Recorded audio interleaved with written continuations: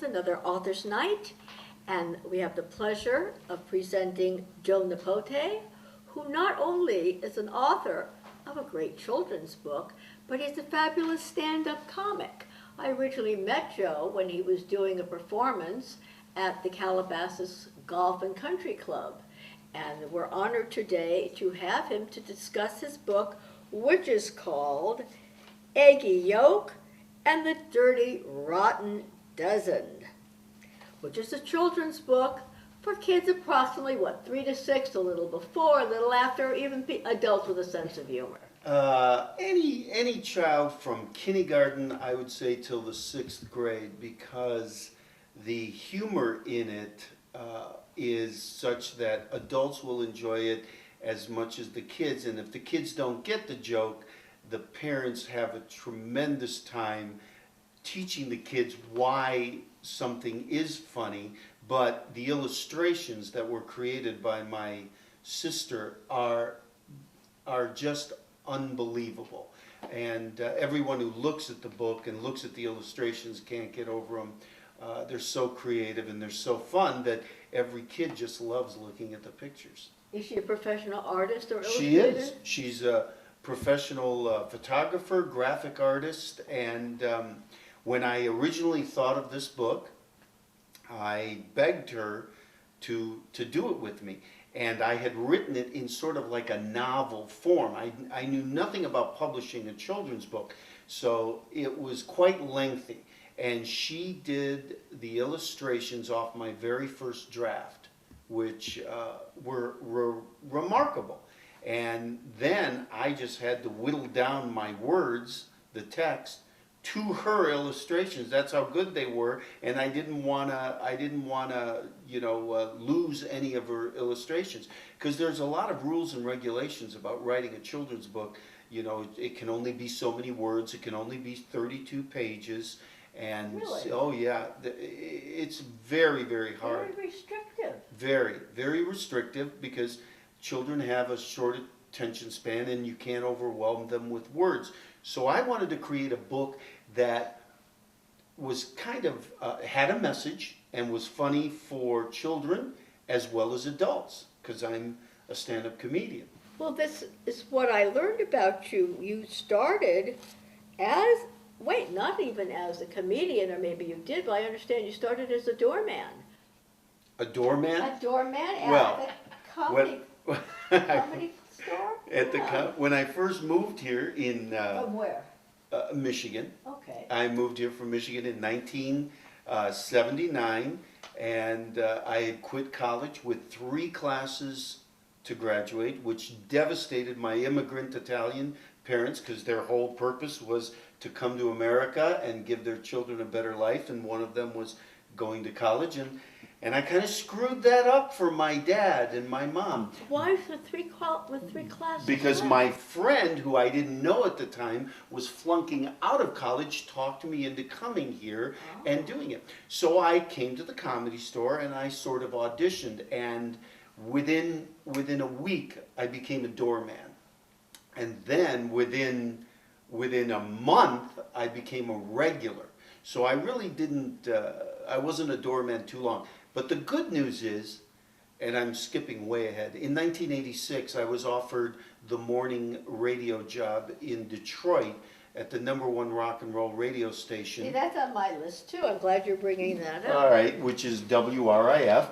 And so I went back to Michigan, and here I was making 6 figures on the radio, but my dad still wasn't happy, so I went back to college. Where, the University of Michigan? No, I went to a university that was very close to my home. It's an accredited 4-year university called Oakland. My original school I went to was Central Michigan University. Okay.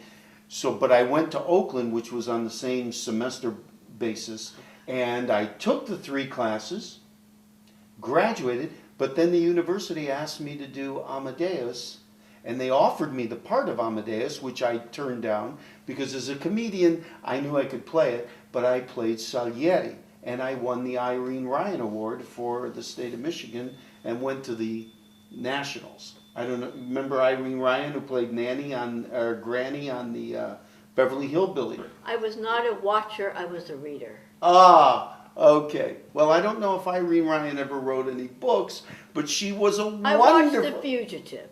Oh, Those The are the years I Fugitive. watched The Fugitive. I Okay. always liked the idea of running away. Now tell me, what did you get your degree in? Was it anything related to what you're doing now? Yes, I got a degree in communications, a BA in communications. But when you mentioned you were offered Amadeus, most people don't seem to understand that a lot of comedians, I don't want to just say all the comedians I've ever known, or some of the comedy, but it's a very thin line to pathos. That to be funny, you have to feel. And if you really feel, you can feel the sorrow in life as much as the laughter. And I think you can usually go up from one to the other, but you've chosen comedy. Yes, I did choose comedy, but I also can do and have done some dramatic roles. I played a priest in a horror movie with Armand Arsante, and it was a very dramatic role. It wasn't funny at all, but Amadeus was absolutely the greatest dramatic role. I played Salieri. It's the greatest role I think any actor could ever play, and I really wanted the challenge, not only to prove to myself, but the other following that I had in Michigan at the time, that I could do it, and it worked out. But I've always been more of a comedian. I was the not really the class clown, but I've always strived to make other people laugh or smile. But class clown is very good. If you're funny at the beginning, I think these people should be encouraged, rather than told to sit down, behave, do this, do that. Person has a gift, they're outgoing, let them go for it. Well, it depends where you're doing it, okay? It's not really your job. I always thought it was my job to gain more attention than the teacher, which was not the place to do it. There is a certain place, like where you saw me here at the Calabasas Country Club, which is a brand new comedy club here in Calabasas, which is run by my good friend, Craig Shoemaker, who has a podcast show, and he asked me to do it. I believe I did it the very first week with another comedian, and we had a great time. And when people come to an environment like that to watch comedy, that's usually the best place it works. Not in class where you're learning, about history or medicine. You've got such an audience in both places. Let me tell you, I know that I can get more laughs than the priest in church. And I've always wanted to just go crazy in church. It's the easiest audience. Have you ever seen a priest just make a joke? The lamest joke in the world. He has over 700 people in Mass cracking up because it's the priest. But I know I'm funnier and I can't. My wife will pinch me, squeeze me, she'll tie me. I'm not allowed to say anything, which is a great audience. And as a comedian, I take it personally. I feel that the priest shouldn't get more laughs than me. Well, okay? You should explain that to I'm not out preaching the gospel. Okay, that's not my job. So if he's going to do comedy, okay, then I should. But is he funny? Who? The priest. It doesn't matter. The point is, he's getting laughs that he shouldn't get. Did you train with anyone in particular? Or you were born funny? People say people are born as a comedic genius. You can't learn it. Well, I don't know if I'm a comedic genius, but I can say, that I have had multiple times where comedians have sampled part of my material, and I have caught them. Very, very funny story, true story. I opened the Cincinnati Comedy Club in 1983 with another pretty famous comedian. And he was there Wednesday, Thursday, and then he had to leave. And I headlined the show Friday, Saturday, Sunday. This was a major, major club in Cincinnati where there was a talk show host in Cincinnati named Bob Braun, who was huge there. I did the show and everything, and I was getting ready to go on stage, literally in front of a packed house, news cameras, everything. And the comedian right before me went on and did my very first 5 minutes. Word for word, There was same. a show like that. Louis C.K. just did an episode Yeah. like that. And I would have been his. well, I unnoticed. was sitting there in shock. He came off stage. He looked right at me, just like this, and he said, I forgot you were going to be here tonight. And he made me, and it was so funny What to did me. you do? It forced me to ad lib and come up with a new 5-minute opening, which I did. Can you But copyright your material? nah, you really can't. I don't think you can copyright your material. I was talking about how you can create a creative. You can copyright a creative concept, but you can't copyright the Jokes. way you go around it, or vice versa. I forget which one it is, but it's tied together, which makes it very difficult in the creative field. Well, I don't know, but you know, certain comedians obviously are known for certain things, and you'll know if somebody is sampling from another comedian. But that was a pretty funny story, and it's happened. So to answer your question, growing up, my favorites were Oh, that's what my last question before the break. Perfect. What? well, it was the Three Stooges, Abbott and Costello. These were guys that, and there were many other. I always loved the character actors because I always thought of myself as a character actor, and I still do today. And I've gotten to play some great parts, but those guys made me laugh, and I always tried to emulate them. But those weren't stand-up comedians. If you talk about stand-ups, my favorites at the time were Bill Cosby and George Carlin and Richard Pryor. Pryor was probably my You favorite like growing up. the edgy. Well, not edgy. I like funny. I like creative. I like comedians who really make you feel. And that's what you saw my show. I have a great variety of material. I can do straight stand-up. I can work the crowd, and I really do a lot of bits. I really don't have jokes. But when I talk about my family, people like you sort of relate to where I'm coming from. And it kind of gives you an idea why I became a comedian, growing up with two parents who really couldn't speak English and tried to communicate to me. Because there was a big difference growing up in the 60s.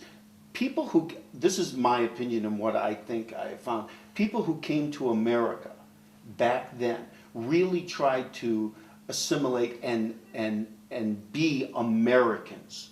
And my parents, except for maybe cooking food and stuff, they wanted their children to become, they wouldn't even speak Italian to us. They wanted us to learn English and really become Americans. Whereas today, I see a lot of immigrants coming to America and really keeping their culture. And so I do speak fluent Italian, but not as well as I wish I could, because my parents were trying to speak English, and out of that came a tremendous amount of humor. My dad came here from Italy at 44 years old, learning. Older to come and start a new life. And to start a new life. And my mother came on the Andrea Doria before it sank, obviously. And so I grew up in a household, typical question and answer might be like this. When we were in school, and I'm sure you'll remember this, you had to fill out a document that they asked you for your blood type, just in case that, you know, somebody cut off your head in school and they had to give you a transfusion. So I came home, I had that paper, and I said, Mom, what type of blood do I have? And she looked at me and she just went, the best. Now, that's a pretty funny, at the time it wasn't funny. I go, no, am I a type B, type A, type O, what type am I? And for her to have said that, the best, you have the best of blood, why you gotta ask me? you know, like that. So now I can use that, and when I do it on stage, it gets a great laugh when I put it in all of my Italian material, which you heard a little bit about, you know, that night that I performed there at the Calabasas Country Club. So for me, it's the most endearing part of my act, that stand-up. And you know, I thank my mom and dad because they really gave me a career without knowing it. You were really great there at the country club. Thank you. I was disappointed to see the evening end. Oh. Like a lot of people, we just live life and don't get enough opportunities to just relax and laugh. Yeah. And have a good time. Laugh at ourselves, laugh at others. Well, I love that type of humor. I think if you're going to a comedy club, that, you know, you have to expect everything. You can't be easily offended. No. Because you Not are politically going. correct either. You are going to get offended. Even whatever you say, you're going to offend somebody. So when you go to the comedy club, you have to be in the right mindset to say, hey, I'm here to laugh. That person's job is to make me laugh, and they're trying to be funny. It's not called the offensive club. You know, you're not going to a club where people are purposely trying to offend you, and sometimes subject matters do cross that line. But for the most part, comedians just want to make people laugh, and everyone. I don't know a human being in the world who doesn't look prettier when they smile. God, this sounds like a lecture from my husband. Really? I don't smile. You don't laugh enough at home? I don't laugh enough. I don't smile. Well, for the I'm right younger when I smile. I'm prettier when I smile. Karen, for the right price, I can come over and I can do 5 minutes for you every night, right before you, you know, go to sleep, and maybe things will lighten up a little bit. They certainly will. But you know, that's how I came up with the idea. What started the book for you? Well, why did you suddenly say one day, I think I'll write a children's book? Is Here- this your debut novel? This is my debut, but here's what happened with this book. One day, my wife designated me to make breakfast for the whole family, and I'm not really a cook. But you're Italian. I am Italian, but my mom never said, "Come to the kitchen and look what I make here." She never said that. So I would just sit down at the table and eat, and I ate a lot when I was a kid because I was quite heavy.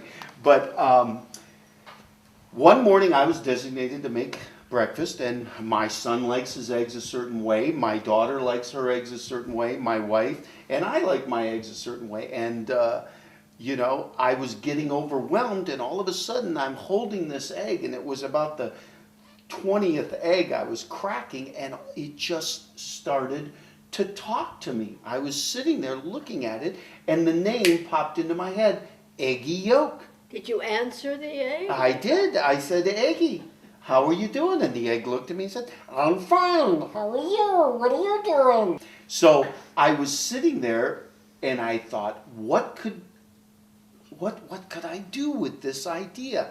And all of a sudden, I started looking at all of the eggs, and I started thinking about names for the other eggs. And other names came to mind, like Hard-Boiled Harry, Coddled Corrigan, Fried Freddy, Scrambled Sammy, Pickled Polly, Stuffed Stewie, Benedict Benny, Poached Petey, Deviled Danny, Frankie Frittata, Fuzzy Florentine, and Pepe Rancheros. And all of these characters just blossomed in front of me. But then I needed a vehicle in which to transport them, in which to make them alive. And I thought, okay, I've got my characters now. I've got to come up with a story. What can I do? And I went to the bookstore, and I purposely was looking at all the children's books, and no one had done one in a Western theme for years. And I thought, what a great way to bring this story to life, as in Eggy Yolk and the Dirty Rotten Dozen. And the story is basically about a group of desperados that explode into the town of Eggville and try to turn it sunny side down. So the book is full of puns and jokes that's appropriate for children. Kids love that. Kids love it. And I've been performing it for about a year in schools and bookstores, and the teachers love it because I've sort of created my own language, and all the misspelled words are in big red bold, but they're all, you know, puns on the real words and stuff. And it's just been great. The kids eat it up. They love it. And I should have brought some of those letters, but I've had dozens and dozens, no pun intended there, of letters from children who write me in the same language. You know, your reading was excellent, you know, and trying to emulate what I had written in the book. And then the Kids can be hysterical. Oh, wonderful, wonderful questions, because when I perform in schools and libraries and bookstores, I play a short video of all the things that I've done. Like, I was Uncle Stretch in the movie Casper. A lot of people might, know me from that, especially children. Steven Spielberg handpicked me for that movie. And I've done a lot of animation, but one of the things I've done on camera that children know me because of the reruns, although I did it a couple years ago, was Sweet Life on Deck. Zach and Cody's Sweet Life on Deck. I played Uncle Marco. And it's a pretty well-known episode called When in Rome.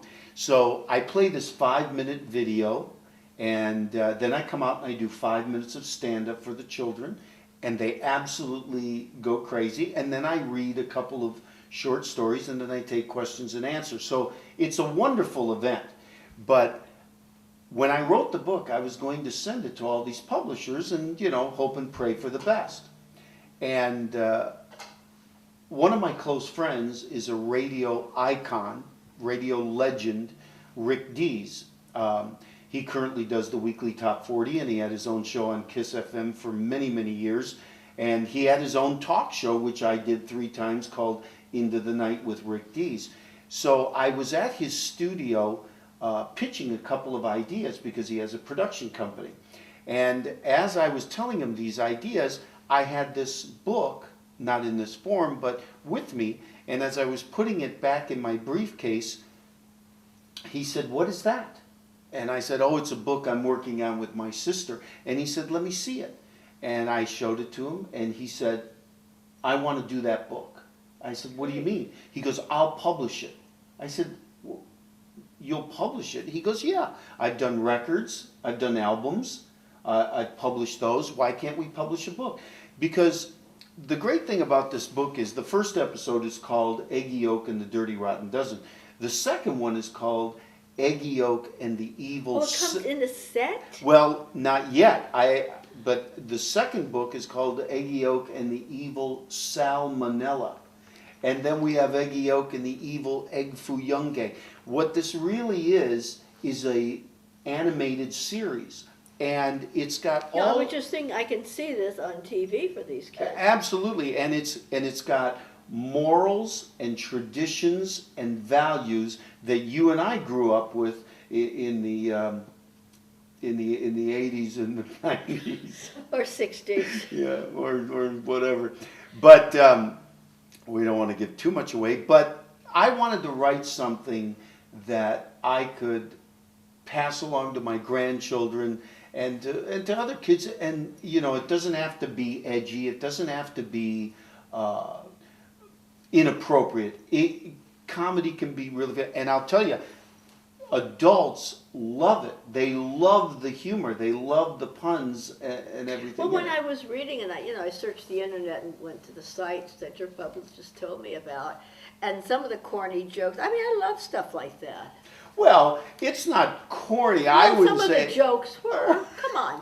When But you like say what? to somebody, wait a minute. As the character now, don't take What it out of... position does an egg play in Oh, baseball? no, yes, The but designated batter. the designated, but see, What day of the week does an egg fear the most?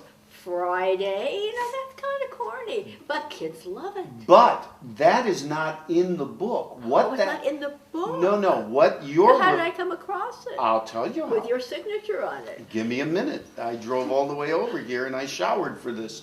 Listen, hey, the website is eggyyolk.com, where you can get an autographed copy, by the way, or at rick.com. But what we wanted to do was create an interactive website. So I have on that website a dozen jokes by Eggy Yolk. And Eggy tells some of the jokes that you just told. What's the scariest day for an egg? Friday. And what we want our children to write in on the website with their own original egg joke. And we were showing them these are some of the jokes you can think of. And we've gotten other jokes and pictures as kids read the book, and we put them up on the website and also on our Facebook page, which is called Eggy Yolk and the Dirty Rotten Dozen. So that's what those jokes are, but they're not in the book. I have a couple of questions, and I'm going to turn it over to you because there's so much you want to say, and I don't want to forget the questions I should ask you, and there's so much about you I don't want to omit anything. All right. But something I've always really wondered, I know these comedy writers. Do they write for, let's say, a late night talk host? Do they write for the guests that they have on also? Oh, you're asking me about comedy writers? Yeah. For whom do they write? Well, per se?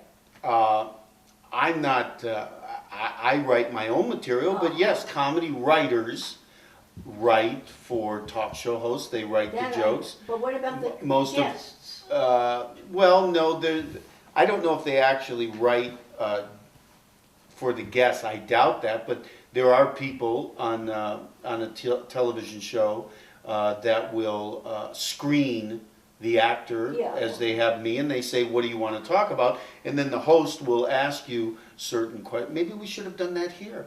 We'll ask the host what they want to ask and do that. But, comedy writers write sitcoms, they write movies. I just wondered mainly about the talk show things that go on. Well, everybody is so pretty funny. Yeah, well, I mean, I've done... Not hysterical sometimes, but at least, at the very least, they're funny. Yeah, I would say that's what they're there for, is to be entertaining. I've done many late night talk shows. But you write all your own stuff. Well, yeah, because I've appeared there as a stand-up comedian, so I usually do 5-6 minutes of stand-up, and then you sit down and talk with the host. So what do you just sit and think of jokes, or do they just come to you? Do you just pick humorous moments of life or things that you think can be developed into a routine? Well, it's really hard to say. I don't know of any comedian. I mean, there must be some who sit down and actually write like this and write out a joke. I don't. I really think of most of my jokes on stage, and I will start to develop them on stage, and they begin to evolve.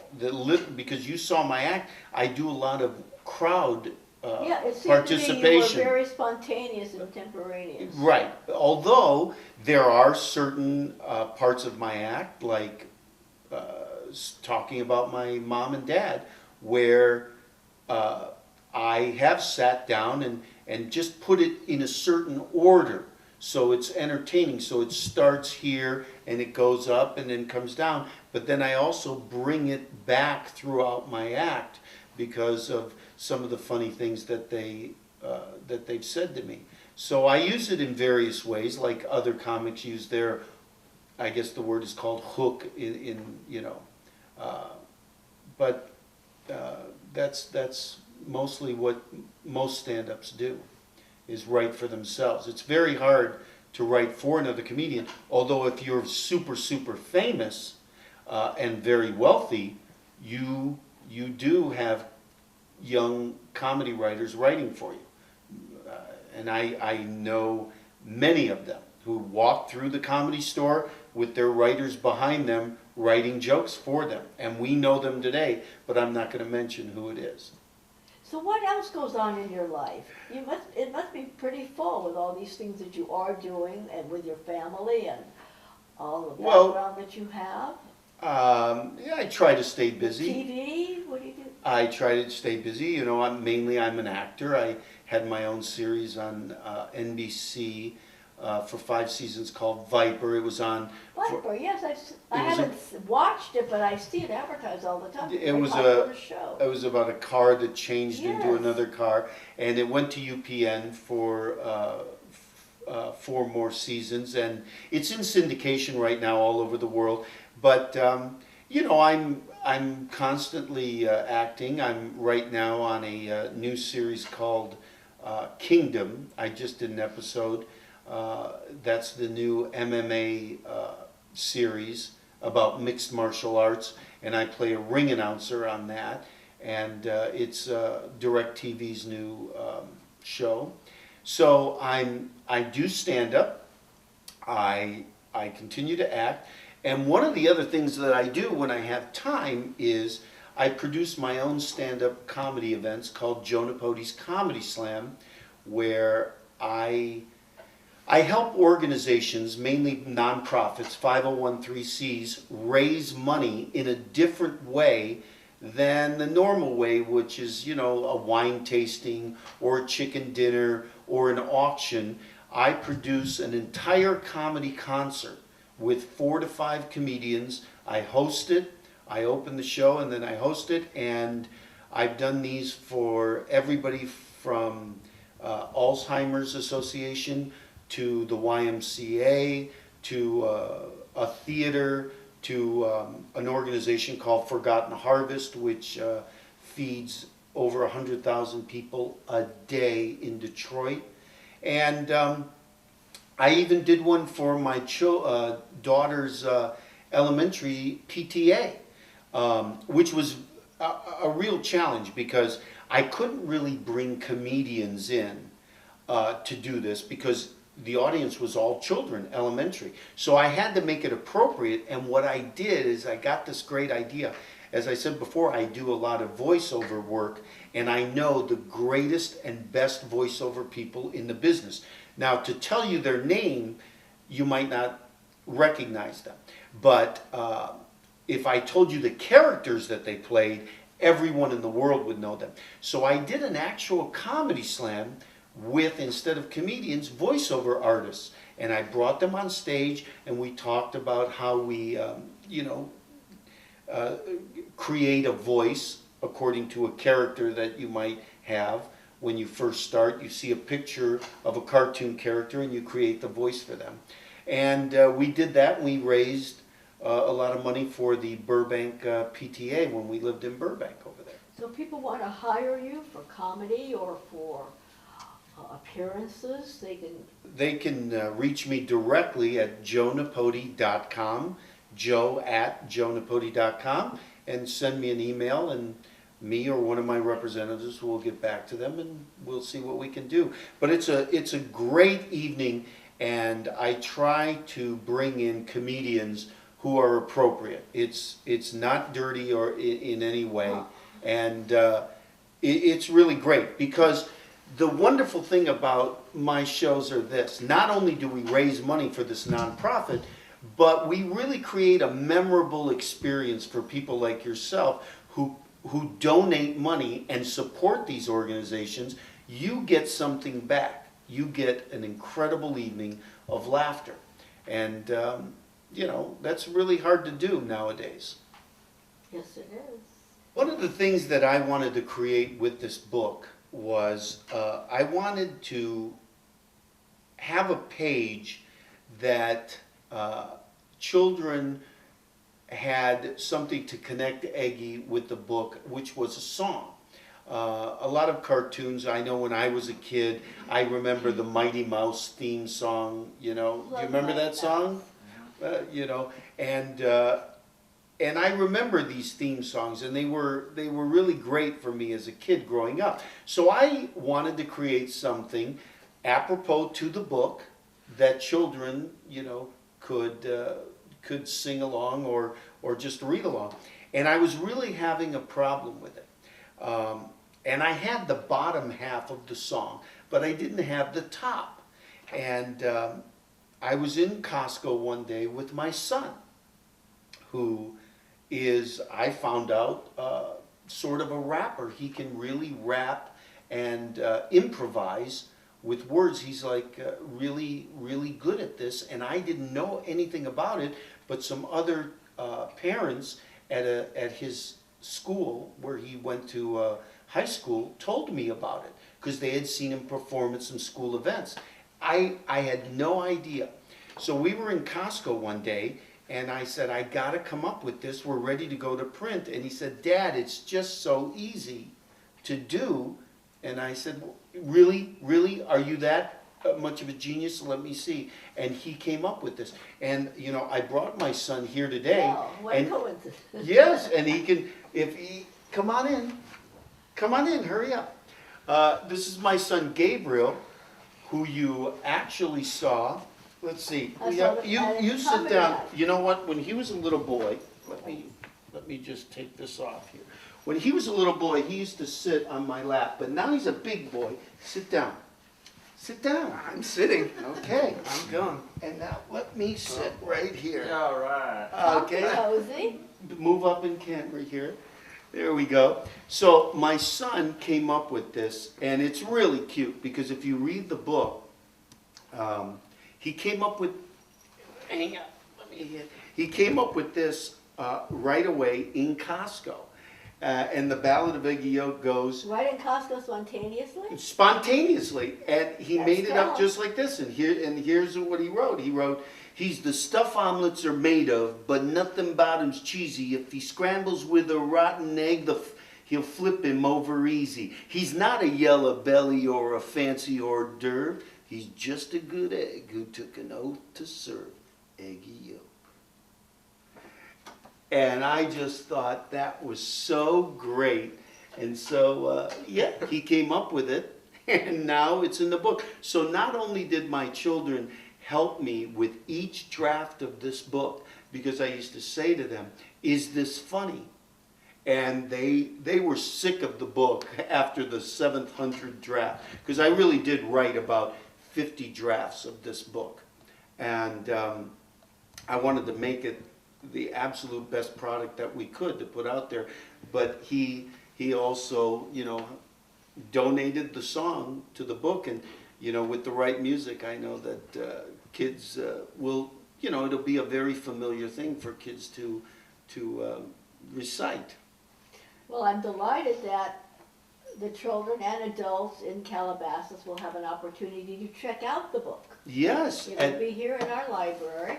At eggyyolk.com too. And for purchase, check it out here at the library, and it's good to have your own copy at home. The kids would love it. Absolutely. Now, you also, I don't know if you remember, you saw my son Yes. at the comedy club. He's funny too. He's very funny, and he's a great impressionist, and you know what? He can do a couple of impressions. Yes, I will, I guess. Well, here, let me hold this for you, but we all know the actor John C. Reilly. Oh, yeah.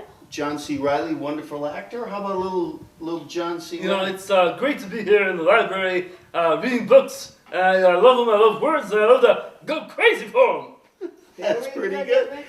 Richard. Here's a guy that you will know. That was his very first impression, and my son is only 19 years old, and not many 19-year-olds would even know of this guy who used to be a talk show host and now is on a sports show. But say hello to Mr. Regis Philbin. How you doing today? I'm here in the library, and I'm having a ball, I'm having a blast. And I don't know if I'm too loud for the mic, but I'm just having a great time. Calabasas, final answer. Chip off the old block.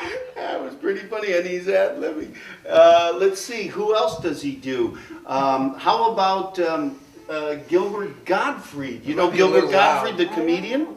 Oh my God, I've I worked with him know, many I times. just I'm like sure to the... begin. What about, do you know, what kind of audience do you have?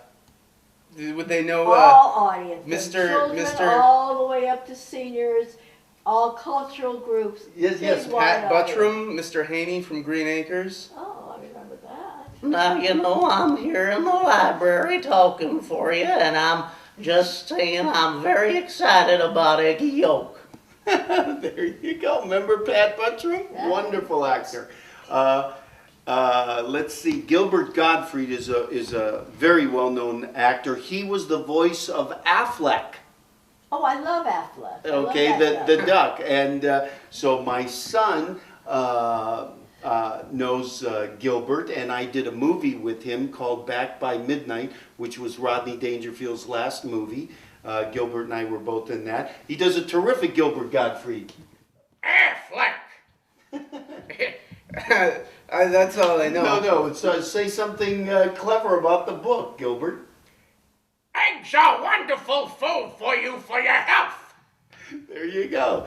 What perfect impression. You see your crew is all laughing because they all know exactly who he is.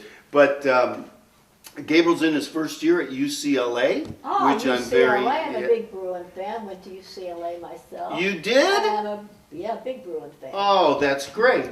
And, you know, my daughter is also here, and she, both my children are my life, and they were the inspiration for my book, Eggy Yolk and the Dirty Rotten Dozen, available at eggyyolk.com. And if you And here at the library. and here at the library. And the only thing I want to say is, if you're out there and you're watching this and you have children, just watch them and listen to them, because you know they can inspire you to maybe write something for them that turns out to be a published book. Because I never really intended to do it, and that's how it came about. So what scares me is if I want to write another book, I might have to have more children. I'm just kidding. Karen, take it away. I want to thank the Nipotes, father and son. It was an honor to have met you a week ago and a privilege to have you on our program. And I'm so glad that you brought your son and daughter here. And I had an opportunity to meet them. And I want to say thank you to the Media Operations Department and to the library for having us here, and to leave you with the words of Charlie Chaplin. A day without laughter is a day wasted. Thank you very much.